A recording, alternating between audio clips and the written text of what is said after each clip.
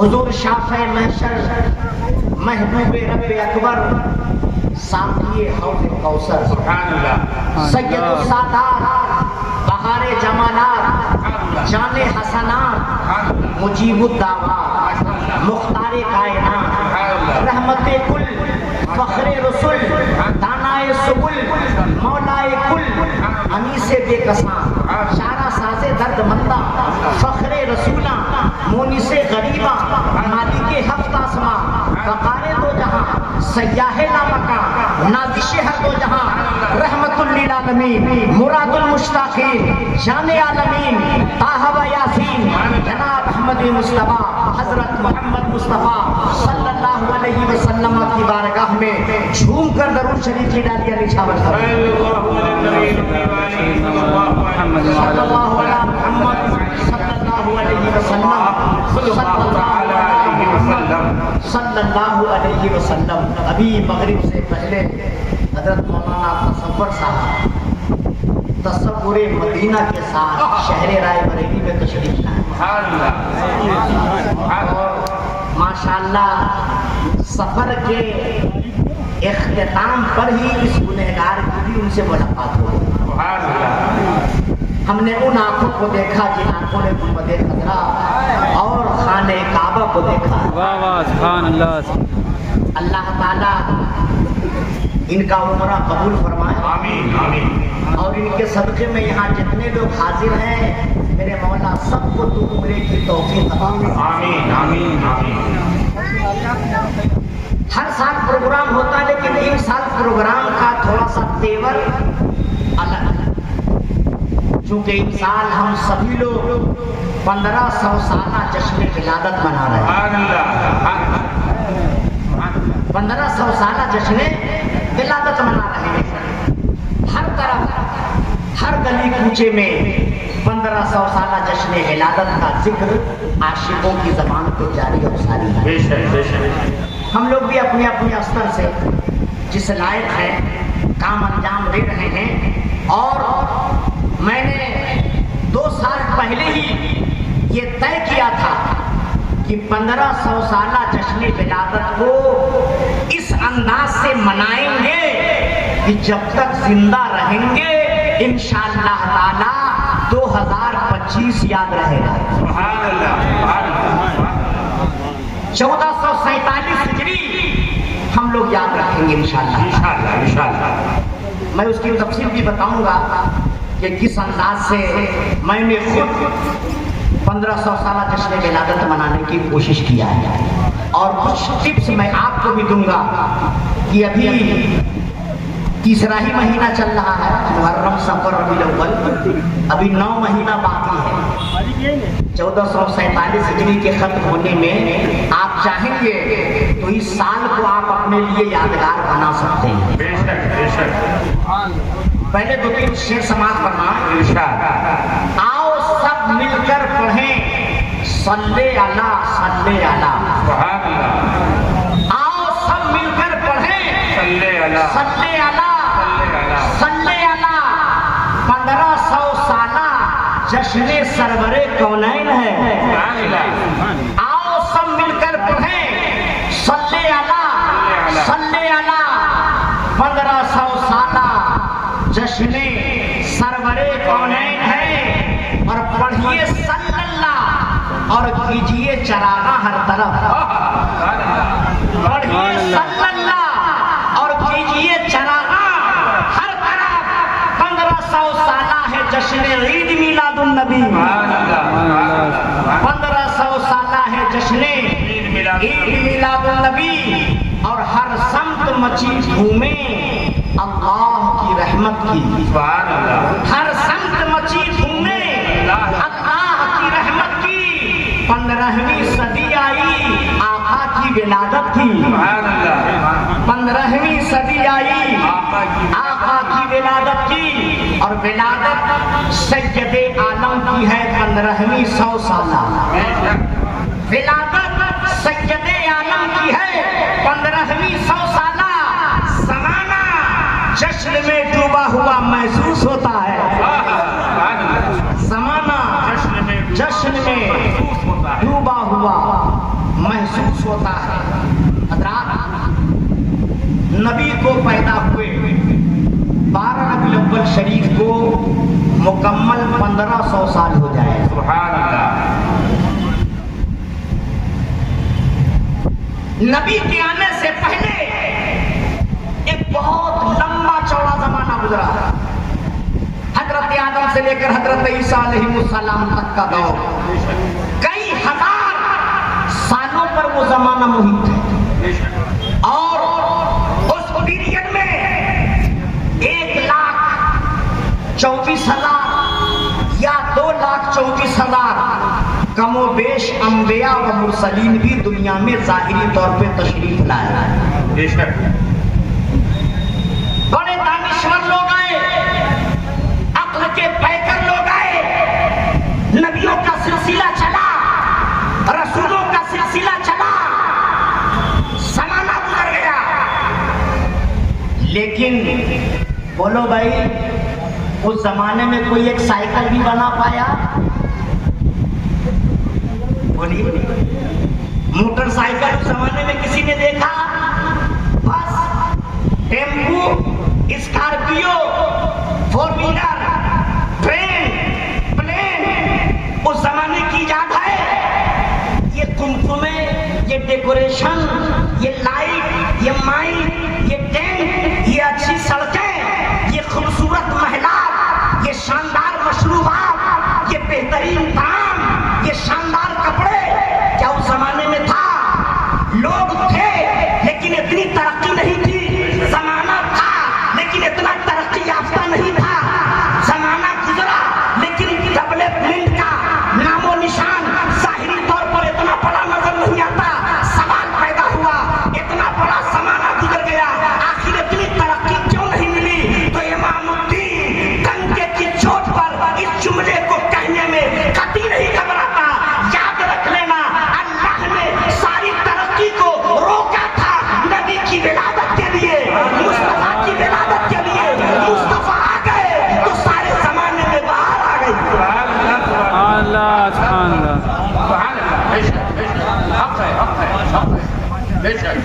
नबी के सदक़े में ये लाइट, ये माइक, ये टेंट, ये एरोप्लेन, ये बस, ये ट्रेन, ये सब मेरे मुस्तफा की विलादत के सदक़े में।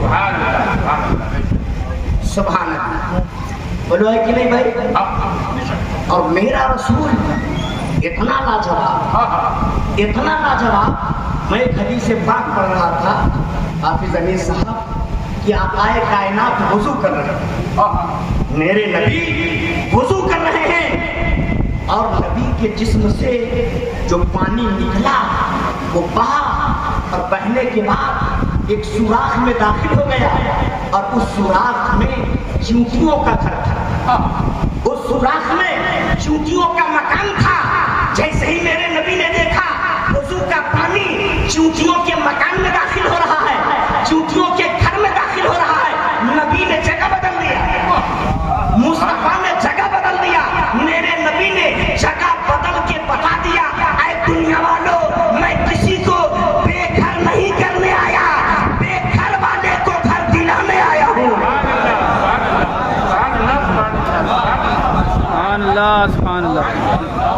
माशाअल्लाह। ऐसा मेरा रसूल, ऐसा मेरा पैगंबर, ऐसा शानदार आकाए कायनात है। देखिए, इस्लाम से अच्छा मजहब कोई दुनिया में है ही नहीं। अच्छा, अगर आपसे कोई पूछे कि इस्लाम कब आया, इस्लाम को आए हुए कितने दिन हुआ, तो क्या जवाब देंगे आप लोग? बोलिए कोई आदमी। हाँ, बिल्कुल आप राइट जवाब देते। कुछ लोग तो ये कह देते कि आज से 1450 साल पहले इस्लाम आया। बोल देते कि नहीं बोलते? 1450 साल पहले इस्लाम आया, इसलिए तो दूसरे लोग हमको कंफ्यूज करते हैं कि हमारा मजहब सबसे पुराना है, हमारा धर्म सबसे पुराना है। लेकिन मैं डंके की चोट पर कहता हूँ, दुनिया में धर्म, दुनिया का आगाज ही इस्लाम धर्म से हुआ। दुनिया की शुरुआत ही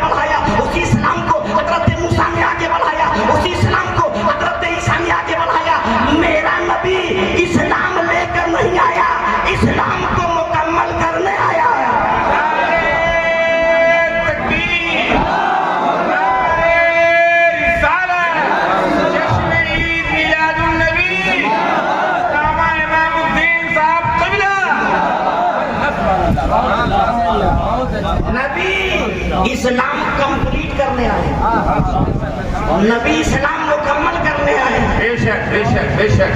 ये याद रहेगा ना भाई। कोई पूछेगा इस्लाम कब आया तो क्या कहिएगा? जोर से बोलिए। हाँ, हजरत आदम अलैहिस्सलाम जब आए तो साथ में इस्लाम लाए। फिर लोग पूछेंगे फिर नबी क्या लेकर आए, तो आप यही कहिएगा जितना इस्लाम आ चुका था तो उसमें कुछ कमी रह गई थी, नबी ने उस कमी को कंप्लीट कर दिया है, नबी ने उसे मुकम्मल कर दिया है। आइए मैं एक बात बताऊं तो आपका ध्यान और खुलेगा इंशाअल्लाह। एक नाम आप लोगों ने सुना होगा, अमेरिका की लेडी है, हिंदुस्तानी नगात, उसका नाम है सुनीता विलियम। सुना है ना? सुनीता विलियम। आज से कई साल पहले वो अंतरिक्ष में गई थी और अभी फिलहाल भी गई थी।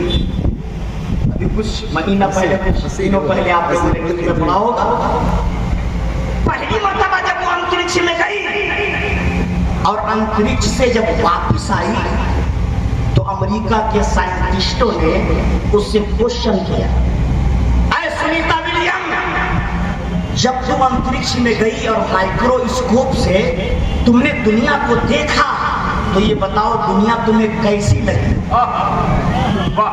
दुनिया को तुमने कैसे देखा? अमेरिकियों की सोच नहीं होगी कि वो यही कहे कि हमने अमेरिका का टावर देखा, व्हाइट हाउस देखा, यही सोच रही होगी।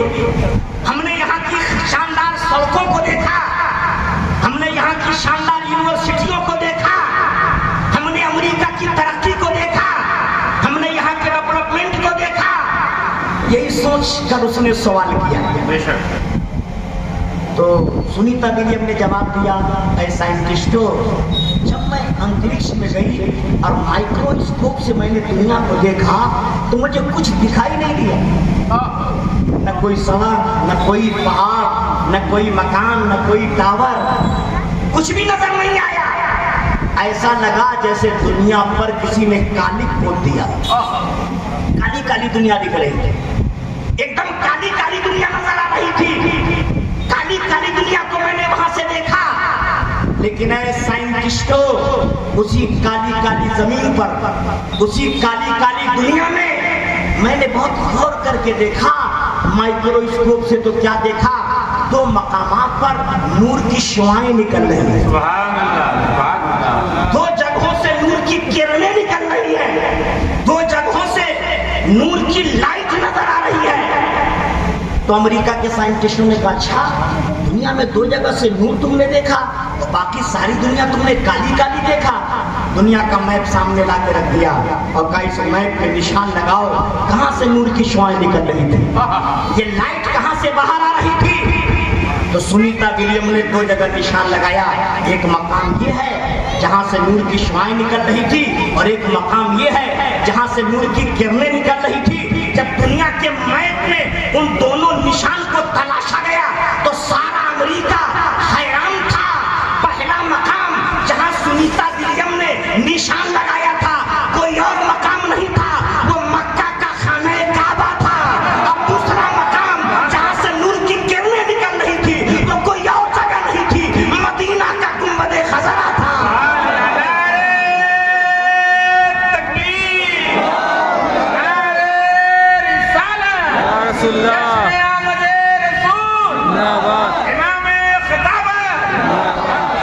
अब मुझे एक जुमला बोलने दिया जाए, क्या देखा उसने? मक्का का खाने काबा, मदीना का गुंबद खजरा। क्या मतलब? इन दोनों इमारतों का ताल्लुक किसी और मजहब से नहीं है, मजहब इस्लाम से है। इन दोनों जगहों का ताल्लुक किसी और से नहीं है, इस्लाम से है। अब रोशनी फैली इन्हीं दोनों जगहों से, पूरी दुनिया काली थी, पता क्या चला? सारे जमाने में अंधेरा था, रोशनी तो काबा ने अता किया, गुंबद खजरा ने अता किया। सुभान अल्लाह, सुभान अल्लाह, सुभान अल्लाह। अभी कुछ दिन पहले सुनीता विलियम गिर गई थी, लेकिन इस दफा अमेरिका वाले कुछ बोल नहीं रहे, एकदम सन्नाटा है आपका। एकदम खामोशी है, ना अखबार बोल रहा है, ना सोशल मीडिया बोल रहा है, ना कोई मैगजीन से कोई आवाज आ रही है। ऐसा लगता है कि इस दफा कुछ ले ही कर नहीं आई। मैं एक दिन सोने से पहले दिमाग लगाया कि ऐसा हुआ था, आखिर अमेरिका चुप क्यों है? इतना पैसा उसने खर्च किया, इतना पैसा उसने लगाया खोज के लिए, और आने के बाद खोजी गई किसी चीज का जिक्र नहीं।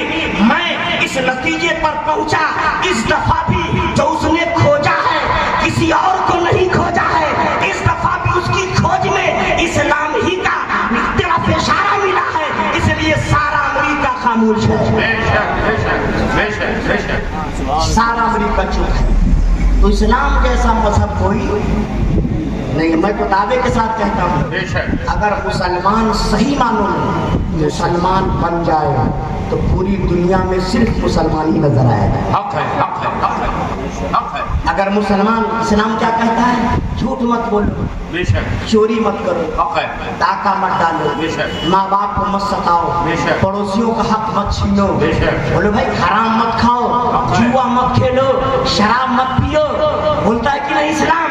बोलिए भाई, अगर कोई चोरी कर ले हाथ काटो, अगर कोई ज़िना कर ले शादीशुदा उसे रज्म करो, अगर गैर शादीशुदा जुर्म कर ले ज़िना की शक्ल में उसे 100 कोड़े मारो। बोलो भाई है कि नहीं? इस्लाम का ये कानून है। आज सारी दुनिया चोरी पर अपना ताकत लगाना चाह रही है, सारी दुनिया शराबियों पर पाबंदी लगाना चाह रही है, सारी दुनिया ये कहती है सब एक होकर रहे, मोहब्बत के माहौल में रहे। कसम खुदा की और इस्लामी पैगाम पर आज हम और आप अमल कर ले तो हर तरफ मुसलमान नजर आएगा और हर जगह इस्लाम नजर आएगा।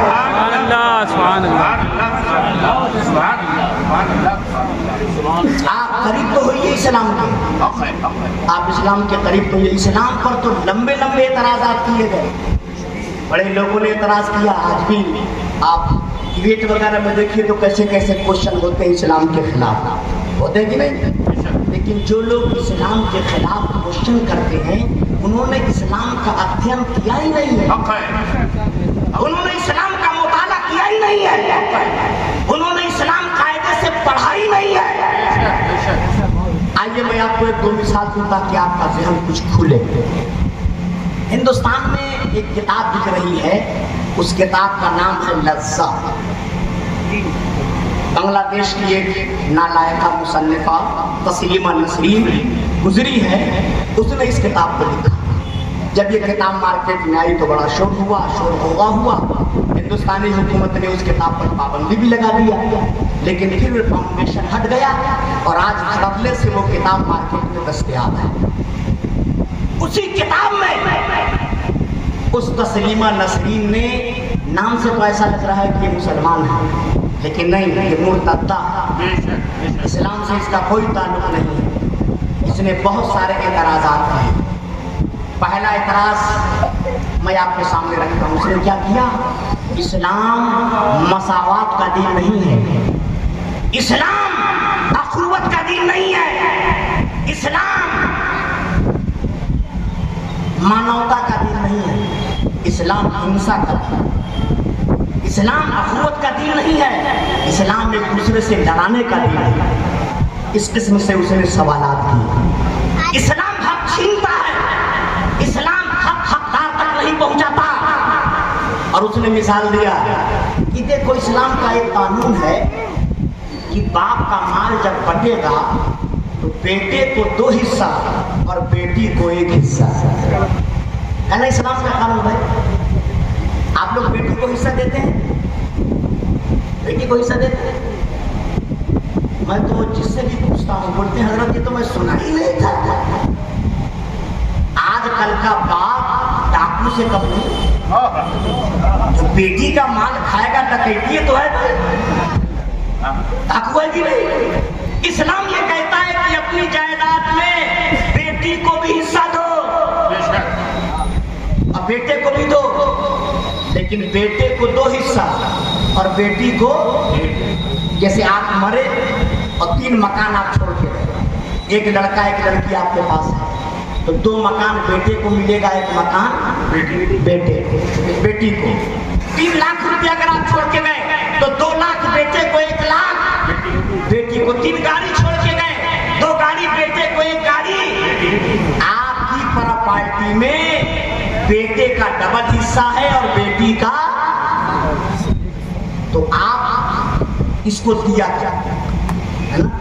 आजकल जो ससुराल में बेटियां सताई जाती हैं, इसकी एक वजह ये नहीं है, अगर सारे ससुराल वालों को पता चल जाए कि प्रॉपर्टी में हिस्सा है तो लड़की को इज्जत मिलेगी कि नहीं मिलेगी, रुतबा मिलेगा कि नहीं मिलेगा।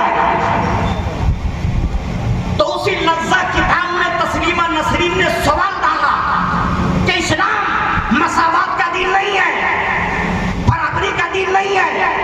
देखो, बेटी को 1 हिस्सा, बेटे को 2 हिस्सा होना चाहिए, इसका उल्टा। बेटा तो बाहर जाके कमा देगा, बेटी कहाँ कमाने जाएगी। बेटी को 2 हिस्सा मिलना चाहिए और बेटे को 1 हिस्सा मिलना चाहिए। उसका ये सवाल था, लेकिन ये सवाल कम अक्ली की तरफ इशारा कर रहा है। सुनिए, इस्लाम ने बेटा को भी दिया, बेटी को भी दिया। ध्यान से मेरा ये जुमला सुनिएगा। बेटा जिंदगी में सिर्फ 1 ही दफा वारिस बनता है। बाप का, मुफ्तियाने किराम बैठे हुए हैं, बाप का माल बटा, बेटा वारिस बना। बाप का माल बटा, बेटा वारिस बना। उसके बाद और भी मालों में उसे कुछ हिस्सा नहीं मिलता। लेकिन बेटी का ये मामला है, जब तक बेटी बनकर बाप के दरवाजे पर रहती है, बाप के माल में हिस्सा पाती है। फिर बीवी बनकर शौहर के दरवाजे पर जाती है तो शौहर के माल में हिस्सा पाती है।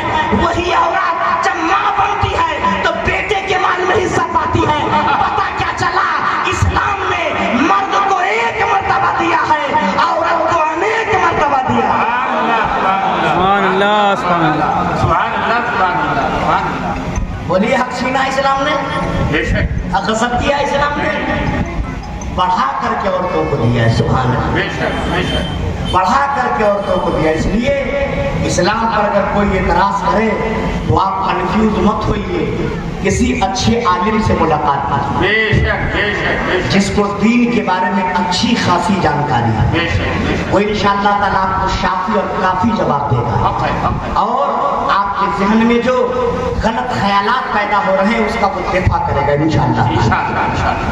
उसी किताब में तस्लीमा नसरीन ने एक और सवाल किया, इस्लाम पर एतराज किया। इस्लाम का एक कानून और ठीक नहीं, वो कौन सा? उसने लिखा आगे कि मर्द जब चाहे तलाक देकर अपनी औरत से किनारा हो जाए, लेकिन औरत जब चाहे अपने शौहर से रुखसत नहीं हो सकती, है ना भाई। ऐसे तलाक देने का पावर किसको है? शौहर को। औरत तलाक दे सकती है क्या? तो उसने एतराज किया कि देखिए, इस्लाम ने औरत को बांध दिया, मजबूर कर दिया। मर्द जब चाहे औरत को छोड़ सकता है, औरत से किनारा कश हो सकता है, लेकिन औरत जब चाहे शौहर को नहीं छोड़ सकती, शौहर को रुखसत नहीं कर सकती, शौहर से नहीं हट सकती। तो इस्लाम ने गोया औरत को बांध दिया, जुल्म किया इस्लाम ने औरतों के साथ। ये उसका अपना नजरिया। लेकिन एक बात मैं आपसे पूछना चाहता हूँ, आज आप रायबरेली में कहीं पर जमीन खरीदते हैं तो बीवी के नाम लिखवाते हैं कि नहीं? SBI और पंजाब नेशनल बैंक में खाता बीवी के नाम खुलवाते हैं कि नहीं? पूरा स्टेज ही बीवी के नाम कराए। अच्छा, औरतों के नाम से कराने में रजिस्ट्री में कम खर्चा, कम खर्चा 10-20 हज़ार कम लगता है। तो ये सोचता कि चलो कम पैसे में काम चल जा रहा है। अच्छी बात है, इसी बहाने कम से कम औरतों के नाम पर पार्टी तो हो रही है। घर में जो तिजोरी है, तिजोरी उसकी चाबी बीवी को, सारा सेवर उसके हवाले, 10-20 लाख रुपया कैश है उसके हवाले। आप करते हैं कि नहीं? क्यों? आपको पता है जब तक मैं नहीं छोड़ूंगा ये हमारा घर नहीं छोड़ सकती है। जब तक मैं नहीं छोड़ूंगा ये मुझे नहीं छोड़ सकती है। और अगर आपको ये पता जब ये चाहे तलाक दे के चली जाएगी तो कभी भी तिजोरी की चाबी देंगे? रायबरेली में जमीन उसके नाम लिखवाएंगे? अरे भैया, घर से चलोगे नौकरी करने के लिए, दिल धक धक करेगा, पता नहीं जब वापस आओ तो ये सारा माल लेकर तलाक लिखकर चली ना जाए। तो अगर इस्लाम में औरतों को तलाक देना जायज होता तो औरतें घर की मलका नहीं बन सकती थी, उनकी हैसियत एक नौकरानी की हो जाती। जैसे नौकरानी को जब आप रखते हैं तो काम बताते, झाड़ू लगाओ, पोछा करो, खाना पकाओ, बर्तन साफ करो, कपड़ा धो लो। आप यही तो कहते हैं कि आप उसको आप तिजोरी की चाबी देते हैं, उसके नाम मकान लिखवाते हैं। क्यों? वो नौकरानी है। कभी भी वो कह देगी अब मैं कल से नहीं काम पे आऊंगी, आज से मेरा रिश्ता आपका खत्म, तो नौकरानी को आप कुछ नहीं देते। क्यों? वो जब चाहे नौकरी से अपने आप को रुखसत कर सकती है।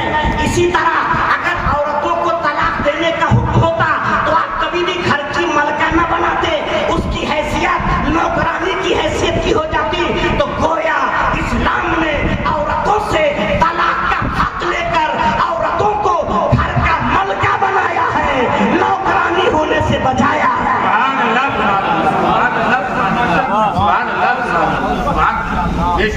बोलो, इस्लाम ने मकाम बढ़ाया कि नहीं बढ़ाया? बेशक बेशक। इज्जत में इजाफा किया कि नहीं किया?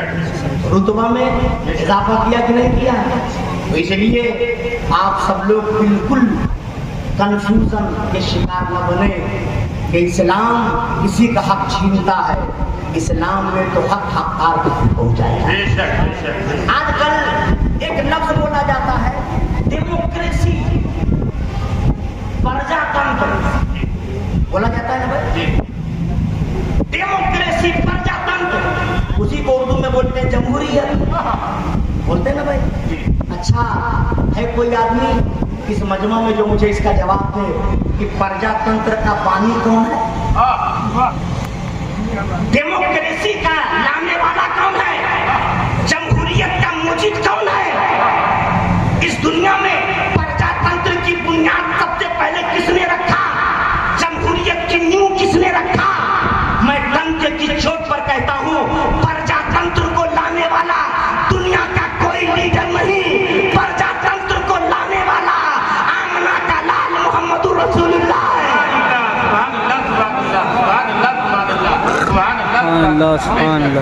अब आइए मैं थोड़ा दलील से समझा दूं, लेकिन अगर मैं यूं ही बोल दूंगा तो आप कहेंगे जबान ये तेज है, बोल के चले गए।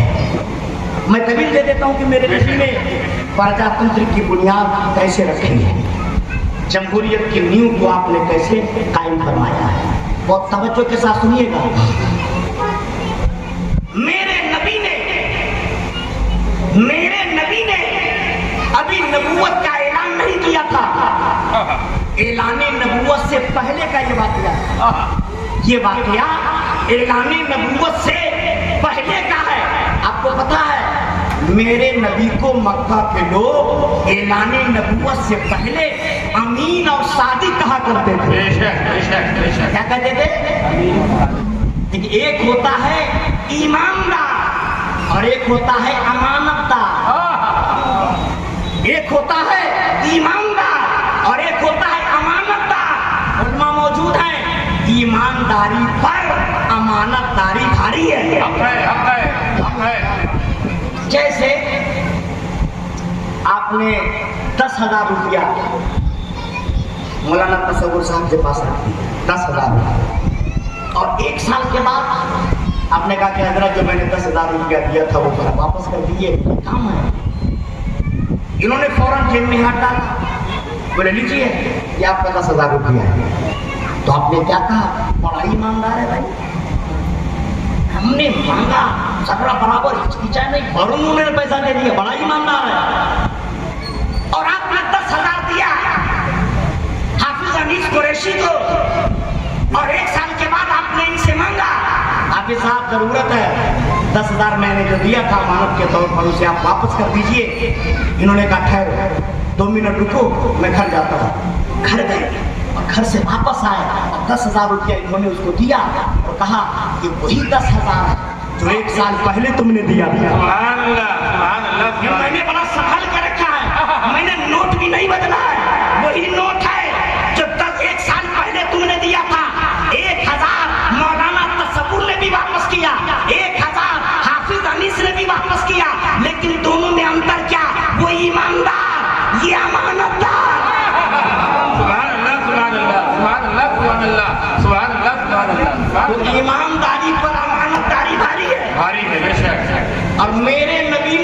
नबूवत का ऐलान नहीं किया था, सारा मक्का को कहता था अमीन शादी। अपना माल अपने चचा को नहीं लोग देते थे, अपने भाई को नहीं देते थे, आके मोहम्मद के पास रखते थे। इनके पास रखूंगा तो वक्त पे मिल जाएगा। वो है मेरे मुस्तफा। तो नबूवत के ऐलान से पहले आप लोगों ने सुना होगा तारीख में उलमा की ज़बानी कि खाने काबा सख्त बारिश की वजह से गिर गए। बहुत तेज बारिश हुई और काबा की दीवारें मुनहदिम हो गई। काबा मुकम्मल तरीके से मुनहदिम हो गया। अब काबा को फिर से बनाने की तरकीब लोगों ने किया, दोबारा इसकी तामीर हो। उस जमाने में पैसों की बड़ी दिक्कत थी, बहुत किल्लत थी उस वक्त पैसों की। तो चंदा हुआ, पैसा इकट्ठा किया गया और काबा की तामीर का आगाज हुआ। मैंने तारीख में ये भी पढ़ा है, उलमाए किराम इसकी सराहत फरमा देंगे कि पहले काबा जो खतीम है वो भी काबा की इमारत में शामिल था। ये उसी मौके पर पैसा कम था, इसलिए आधी इमारत बन गई और आधी जमीन खाली रह गई। यही बात है ना भाई? एक दिन मैं सोच रहा था कि आधी इमारत बन गई आधी खाली रह गई, नबी थे और पैसा नहीं हुआ। रहमतुल्लिल आलमीन आ गए और ज्यादा उधर घुमा दी, हजरत कहावने लग रही। ये बात अक्ल में नहीं आती कि रहमतुल्लिल आलमीन के होते हुए काबा बनाने में पैसा खट जाए। मामला ये था, मेरा नबी जानता था एक जमाना आएगा काबा में सब आना चाहेंगे, काबा में सब आना चाहेंगे, लेकिन हुकूमत की तरफ से सबको आने की फुर्सत नहीं मिल पाएगी। इसलिए आधा बनवा दो, आधा छुड़वा दो, ताकि अमीर बने हुए में आके ज़ियारत कर ले, गरीब खाली जमीन में आके नमाज पढ़ ले।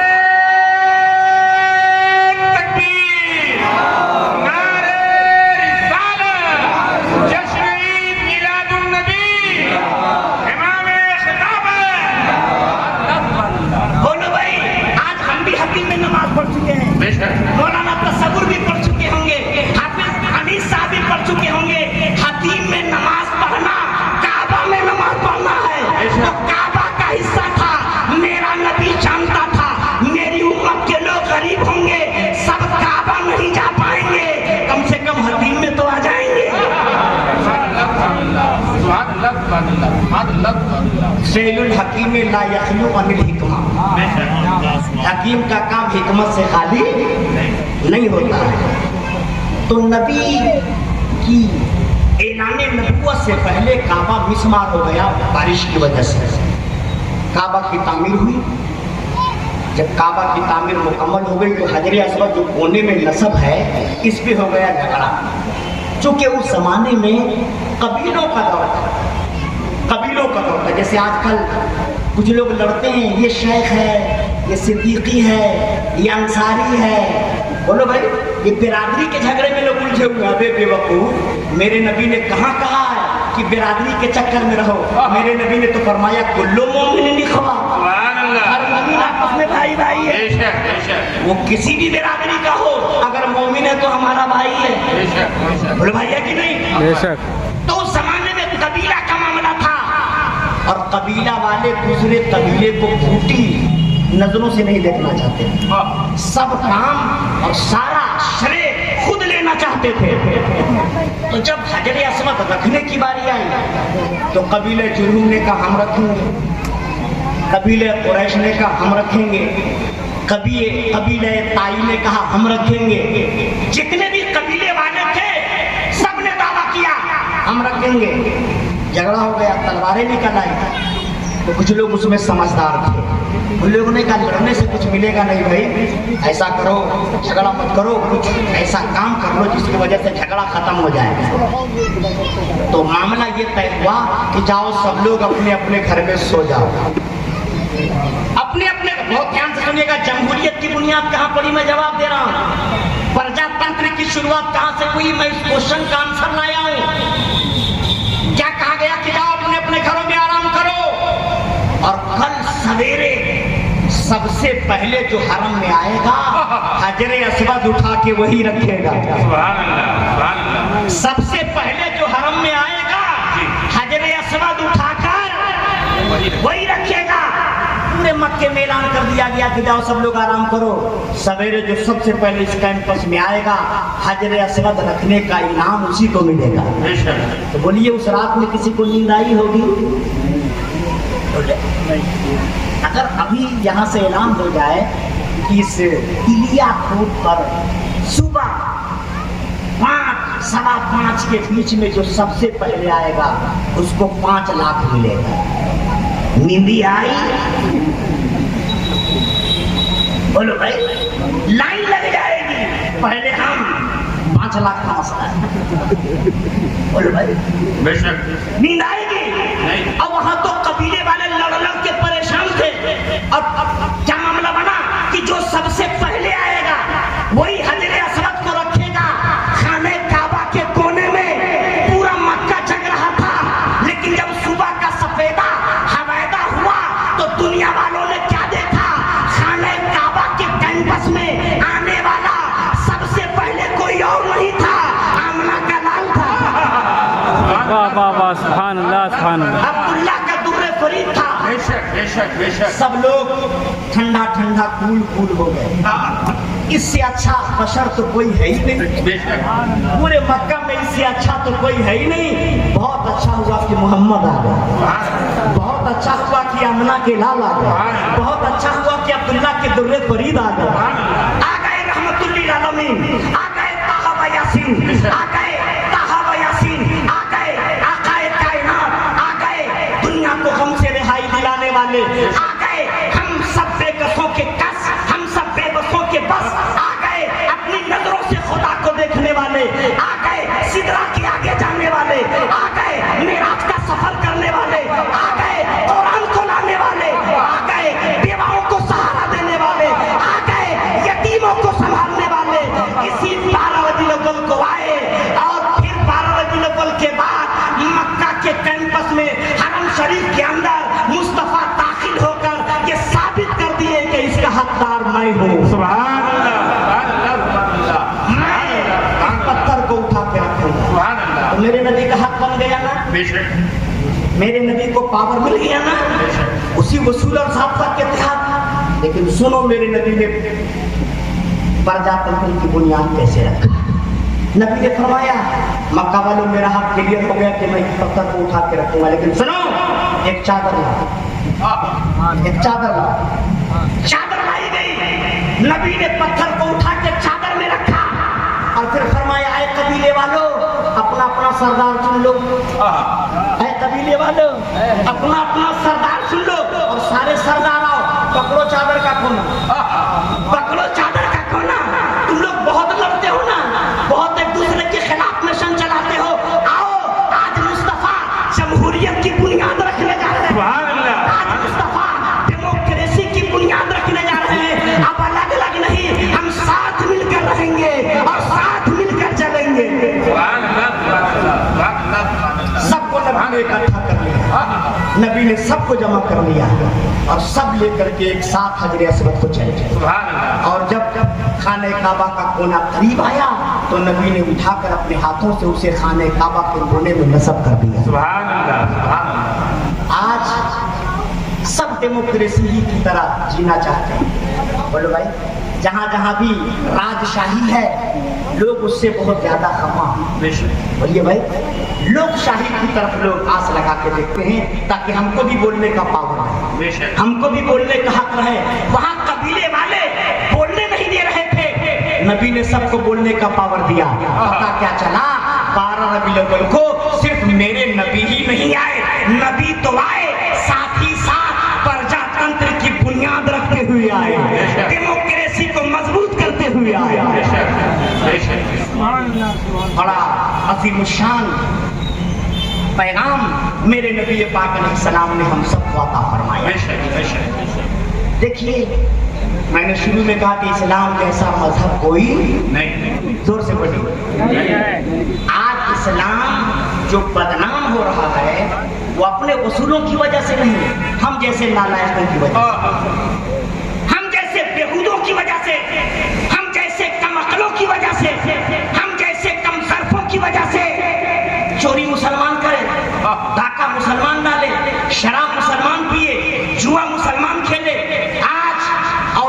के मौलाना साहब ताबीज दे दो।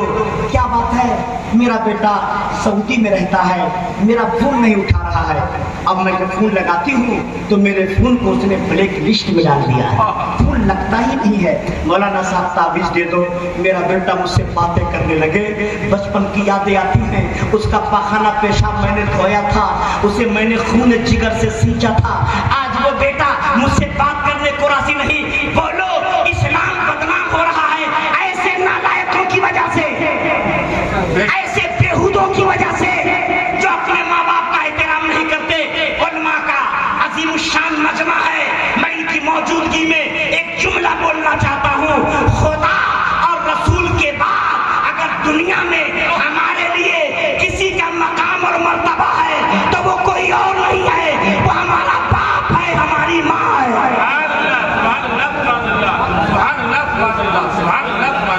बेशक हक है, हक है, हक है। पीर साहब आ गए पीछे पीछे, पीर साहब आ गए, हाथों चूमेंगे पैरों चूमेंगे। पीर साहब आ गए, 20,000 की गड्डी जेबों में। अरे दोनों भाई पीर साहब को, लेकिन सबसे बड़का पीर तो तुम्हारा अब्बा है। सबसे बड़ी पीरानी माँ तो तुम्हारी माँ है। अगर पीर साहब को 10,000 देते हो तो बाप को कम से कम 1 लाख दो। अगर पीर साहब का हाथ और पैर चूमते हो तो माँ बाप का हाथ पैर तुम दिन में 3 दफा चूमो। आजकल माँ बाप भी कम गड़बड़ थोड़े, बहुत गड़बड़। इनका बेटा जब इंग्लिश मीडियम स्कूल से पढ़ के आता है, कहता है A for apple, B for boy, C for cat।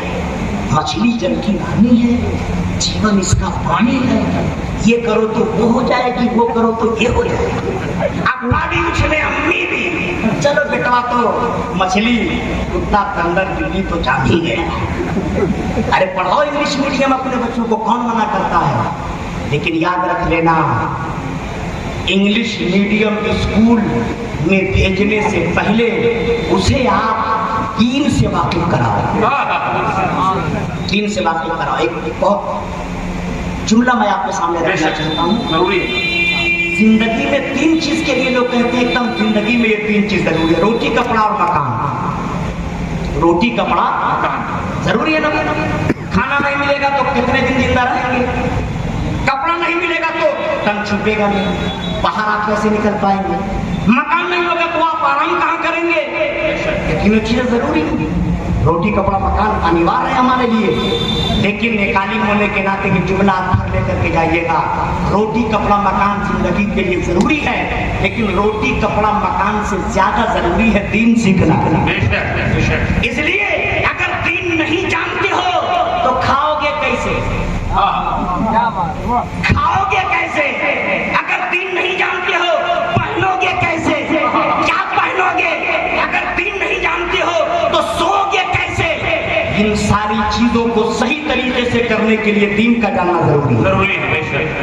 इसलिए आजकल मैं एक मुहिम लेकर चला, पूरे भारत में जहां मैं जाता हूं ये पैगाम जरूर देता हूं, आप उस पैगाम को सुनिए।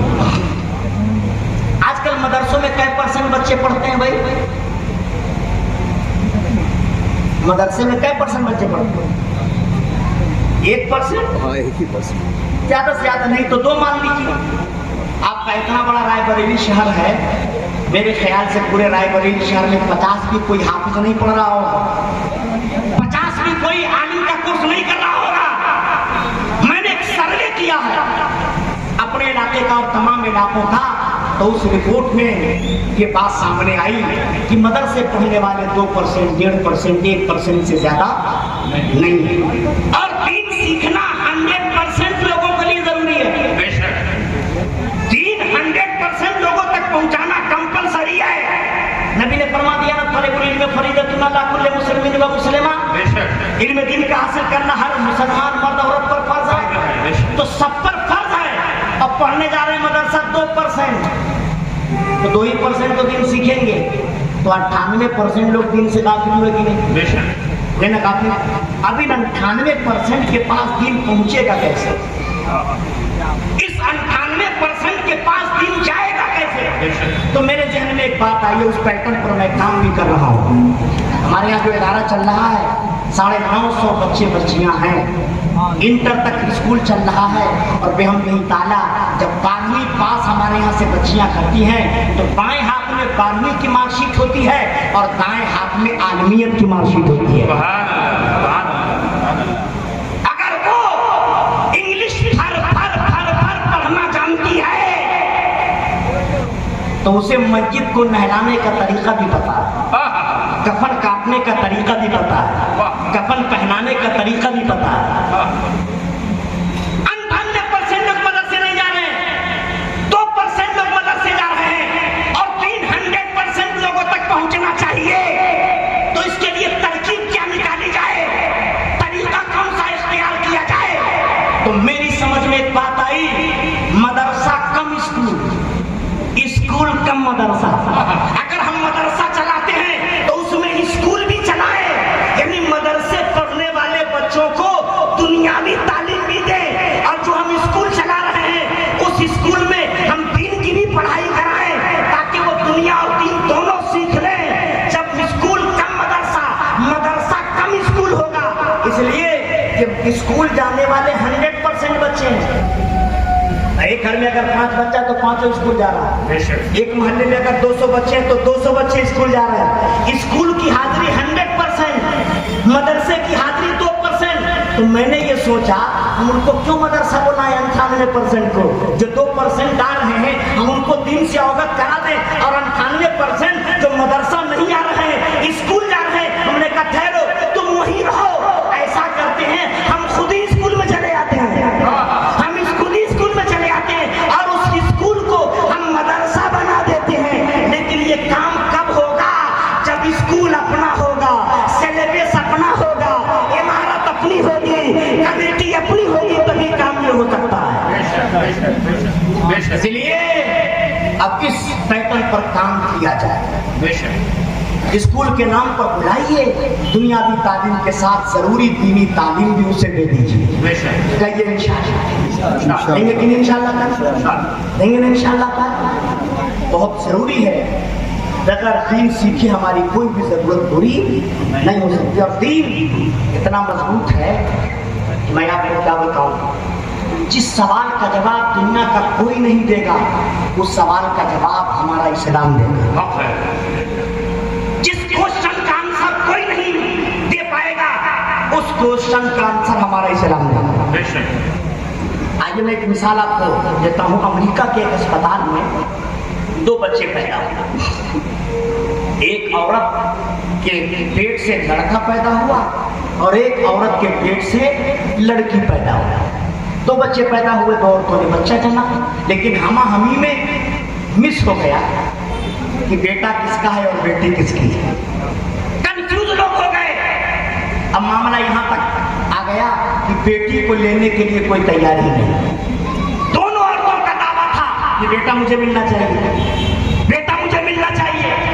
बेटी लेने के लिए कोई तैयारी। डॉक्टरों के पैनल के पास शिकायत गई, डॉक्टरों ने अपना जोर लगाया, जो पढ़ा लिखा था उन्होंने, लेकिन वो भी फैसला नहीं कर पाए कि आखिर बेटा किसका है और बेटी किसकी है।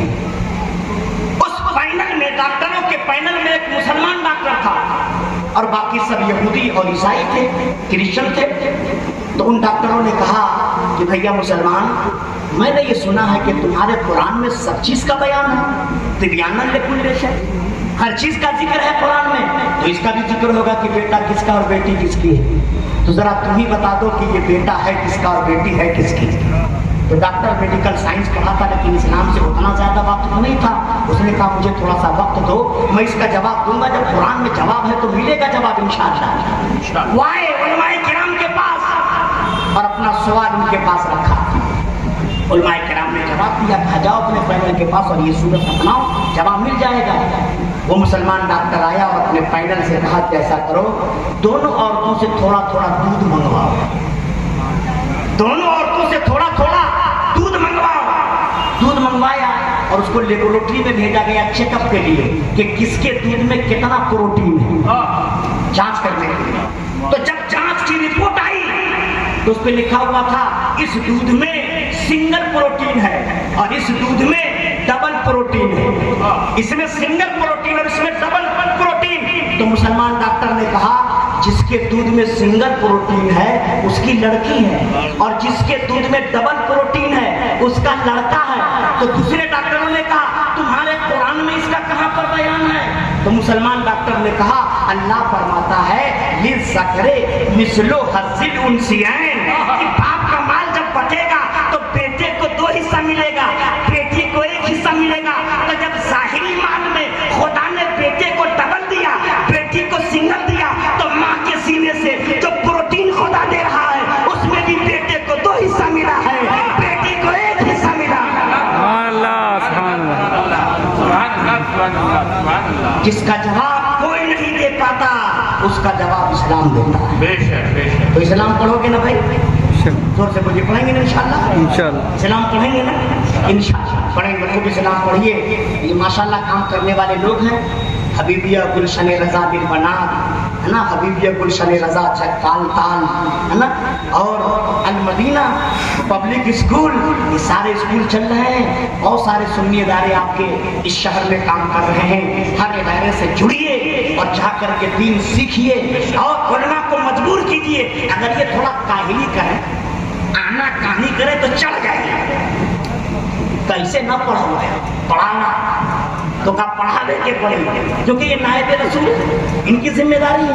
नबी ने जो काम किया उस काम को हम लोग तो करेंगे। इसलिए मैं काम करने से कभी घबराता नहीं। रातों दिन 24 घंटा मेरा मोबाइल ऑन रहता है। जब तुम क्वेश्चन करोगे हम तुमसे टॉकिंग करेंगे और जवाब देंगे इंशाल्लाह। जवाब नहीं मालूम होगा तो स्टडी करेंगे, हमारे इल्म में भी इजाफा होगा। तो अगर कोई सवाल करे और जवाब ना मालूम हो तो घबराए नहीं, उसका शुक्रिया अदा करें कि इसने सवाल करके मेरा इल्म बढ़ा दिया। इन उलमा के पास आप आइए, इल्म सीखेंगे इंशाअल्लाह ताला। लड़कियों का शानदार इदारा चल रहा है, हबीबिया गुलशन रजा बिल बनात। अभी मुझे पता चला 500 प्लस बच्चियां हैं माशाअल्लाह, दीन सीख रही हैं। अल्लाह ताला सबको कनीज़ फातिमा बनाए, आमीन आमीन। सबको कनीज़ फातिमा बनाए। आमीन। अब आखिरी बात सुनिए और गुफ्तगू की तकमील कर दूं, क्योंकि यहाँ का प्रोग्राम लिमिटेड होता है और 1 घंटा 5 मिनट हो गए मुझे तकरीर करके। अच्छा बारिश की बस एक आखिरी बात सुन लीजिए। इस 1500 साला जश्न विलादत को यादगार बनाइए, यादगार बनाइए। कुछ ऐसा काम कर डालिए कि पूरी जिंदगी ये साल याद रहे। मैंने 1-2 काम किया है, उसी पैटर्न पर आप भी कर लीजिए। हमारे मदरसे में रसूलुल्लाह सल्लल्लाहु अलैहि वसल्लम का मुँह मुबारक नहीं था। अभी 16 अगस्त को मुँह मुबारक सल्लल्लाहु अलैहि वसल्लम मैंने दस्तयाब किया। इंशाअल्लाह वक्त विलादत सुबह सादिक के वक्त उसकी ज़ियारत होगी। याद रहेगा ना? ये मेरी जिंदगी में याद रहेगा कि नहीं रहेगा? रहेगा ना भाई। हमारे मदरसे में लड़कियों का हॉस्टल नहीं था। इसी जश्न विलादत के मौके पर हमने लड़कियों का हॉस्टल शुरू किया और हॉस्टल शुरू करके हमने 1500 साला जश्न विलादत मनाया। याद रहेगा ना? अब एक नई बस मैंने लिया 41+2 और उस बस पे मैंने लिखवा दिया बमौका जश्न विलादत 1500 साला। वक्त है तालीम के लिए। और एक चीज मैंने लोगों से कहा कि भाई इन साल 1500 साला जश्न विलादत है तो हर साल 12 रबीउल अव्वल को सुबह सादिक के वक्त हम लोग दरूद खानी करते हैं और बारगाह रसूल में नजराना पेश करते हैं। इन साल हमने लोगों से कहा कि इन साल कम से कम 15 करोड़ मरतबा दरूद शरीफ पेश करना है। कितनी मरतबा? 15 करोड़ मरतबा, इससे कम नहीं, ज्यादा हो जाए। आज मैंने सबको कैलकुलेट किया कि कितना पढ़ा जा चुका है। तो मालूम है आज जब मैं कैलकुलेट किया तो हैरान मैं खुद रह गया। 90 करोड़ दरूद शरीफ पढ़ा जा चुका है। 90 करोड़ दरूद पढ़ा जा चुका है। अभी 1 हफ्ता बाकी है, इंशाअल्लाह 1 अरब हो ही जाएगा। मेरे दिल में ये बात आई क्यों कि कम से कम 15 करोड़ मरतबा दरूद नबी की बारगाह में पेश करो। मैंने देखा कि दुनिया में मुसलमानों के हालात बहुत खराब है। हर तरफ मुसलमानों पर जुल्म, ज्यादती, अत्याचार। फलस्तीन में देखिए, अल्लाह अकबर, खाना के लिए लाइन में लगे हैं, मार दिया पर अस्पताल को उड़ा दिया कि लोग इलाज न करवा सके। जालिमों, तुम समझते हो कि तुम्हें इसकी सजा नहीं मिलेगी, मत घबराओ। सब्र करने वाले आंख में कोई ताकत है कि जिस दिन वो आंख बाबे जावत से टकरा गई बर्बाद हो जाओगे इंशाअल्लाह। मेरे दिल में ये बात आई कि आज मुसलमानों की हालात पूरी दुनिया में बहुत खराब है। 12 रबीउल अव्वल को कम से कम 15 करोड़ मरतबा दरूद शरीफ, अब तो 90 करोड़ प्लस हो चुका है, पेश करके नबी की बारगाह में खुदा से कहेंगे, ऐ अल्लाह तेरे नबी की विलादत का वक्त है, हमने तेरे नबी की बारगाह में 1 अरब दरूद पाक पढ़ा, ऐ अल्लाह नबी की विलादत का सदका, पैगंबर की आमद का सदका हम मुसलमानों से मुसीबत का खात्मा फरमा दे, हम मुसलमानों से मुसीबत को दूर फरमा दे और जालिम को कैफरे किरदार तक पहुंचा दे। आमीन आमीन आमीन यही सोचकर मैंने ऐसा किया, हो सकता है अल्लाह ताला कबूल फरमाए। आमीन। तो जो वक्त बचा है खूब दरूद पढ़ेंगे इंशाअल्लाह, खूब दरूद पाक पढ़ें, खूब दरूद पाक पढ़ें। दरूद पाक का तोहफा बारगाह रसूल में पेश कीजिए और दरूद पाक से बेहतर कोई वजीफा नहीं है। आप खूब पढ़िए, अपने बच्चों को कहिए पढ़ने के लिए, बीवी से कहिए पढ़ने के लिए, अपने रिश्तेदारों को तैयार कीजिए, अपने दोस्त अहबाब को तैयार कीजिए, सब तक ये बात पहुंचा दीजिए कि पढ़ो 1000-2000 मरतबा और सुबह शादी के वक्त सब बारगाह रसूल में इसे पेश कर दो। पढ़ेंगे इंशाअल्लाह। दरूद बहुत अच्छा अमल है, हर दर्द की दवा है। सल्ले अला मोहम्मद, है ना, ताबीज़ हर बला है। सल्ले अला मोहम्मद, जो दर्द ला दवा हो ये खोल कर पिला दो, क्या नुस्खा शिफा है। सल्ले अला मोहम्मद। अस्सलामु अलैकुम व रहमतुल्लाह।